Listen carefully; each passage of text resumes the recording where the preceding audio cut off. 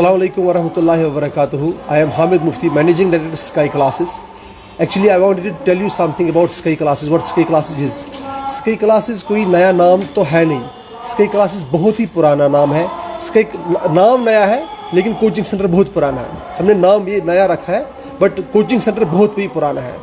तो हमारे साथ जो भी अभी एडिशन्स हुई हैं वो नई है ज़रूर है, लेकिन माशाल्लाह टॉप नॉच टीचर्स हैं, टॉप नॉच फैकल्टीज़ हैं जो यहाँ पर पढ़ाते थे.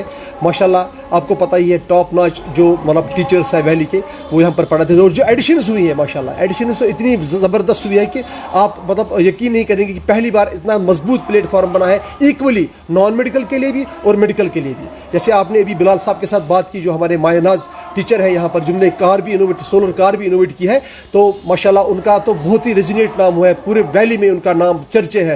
तो इंटरनेशनल मीडिया भी उनको ढूंढ रहा है कहाँ पर बिलाल साहब मिलेंगे. वो सिर्फ अपने वर्कशॉप में मिलते हैं, या तो हमारी क्लास में मिलते हैं या तो वो अपने वर्कशॉप में मिलते हैं. थोड़ा सा आप 2 मिनट इनके साथ भी बात करने. तो हमारा एक और इनिशिएटिव है पासबान के नाम से मैं बताऊंगा कि पासबान एक स्कॉलरशिप टेस्ट कम टैलेंट हंट है जिसमें कि 25 लाख रुपीज़ वर्थ जो स्कॉलरशिप्स है वो डिस्ट्रीब्यूट हो जाएंगे अमंग स्टूडेंट्स, और तो 2.25 लाख रुपीज़ कैश प्राइज़ भी मेरिटोरियस बच्चों को मिलेंगे.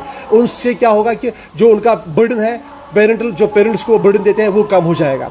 तो वो 27 तारीख को हो रहा है 11 बजे परेपोरा कैंपस में, स्काई क्लासेस के कैंपस में. और आप थोड़ा सा आप बिलाल साहब के साथ भी बात करें जो ऑलरेडी आप सोशल मीडिया के हर एक प्लेटफॉर्म पर मेरी इनोवेटिव सोलर कार वायरल हो चुकी है. तो इसका बहुत सारे रीज़न भी है, क्योंकि जो इसका बैकग्राउंड है, मतलब मैं खुद 14 ईयर से मैथ्स पढ़ाता हूँ 11th 12th and JEE IIT aspirants को. ये जो मेरा इन्वेंशन है इसमें मैथ्स का मुझे बहुत ही ज़्यादा मतलब जो नॉलेज है मेरे वो यहाँ पर मैंने यूज़ की. मतलब आप ऐसे समझे जो मैथ्स है वो हर एक सब्जेक्ट का ऑरिजिन है, चाहे वो फिजिक्स है, चाहे वो केमिस्ट्री है, चाहे कोई भी साइंस का सब्जेक्ट. इवन कि अभी मेडिकल इंजीनियरिंग जो है वो भी एक बहुत ही बड़ा एक कंपटीशन है. मतलब जो MBBS स्टूडेंट्स है या जेई के जो स्टूडेंट्स है, जो मैथ्स कैलकुलेशन मैंने इसमें लगाई, जो मेरी इनोवेटिव सोलर कार जिसको मैंने नाम रखा, जो सोशल मीडिया के हर एक प्लेटफॉर्म पर वायरल हो चुकी है, इसमें जो बैकग्राउंड है वो मैथ्स ही है. क्योंकि मैं बहुत ही बचपन से मैथ्स में इंटरेस्ट मुझे था, और जो मेरे कैलकुलेशंस सपोज यहाँ पर जो गाड़ी का डिज़ाइन मैंने बनाया उसमें ट्रिग्नोमेट्री लगते हैं, जहाँ पर कहाँ पर कौन सा एंगल कहाँ पर यूज़ करना है, कहाँ पर इसका करूज बनाने हैं, करूज के लिए हम कैलकुलस यूज़ कर रहे हैं, जो सब 11th 12th को पता होगा कि वो कितना वास्ट टॉपिक है. तो अगर हम मतलब अच्छी तरह से मैथ्स को पढ़ेंगे तो ऐसा नहीं कि जेई और जेई एडवांस जो है वो हम मतलब बहुत मुश्किल से पास करेंगे.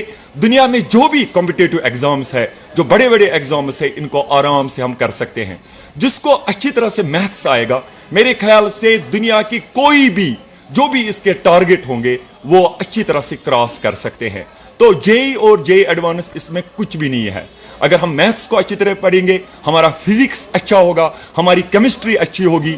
इंडिया में मैं आपको बोल रहा हूं, आपकी मीडिया के इसके मैं इस तरह से बोलूंगा आपकी प्लेटफॉर्म से कि इंडिया में अभी मैथ्स बहुत एक्सपोनेंशियली डिक्रीज हो रहा है. बहुत सारे बच्चों का फोबिया है, क्योंकि यहां पर आर्यभट्टा जिंदा हुआ, यहां पर रामानुजन एक बड़े मैथमेटिशियंस थे, भास्कर 1 भास्कर 2 थे.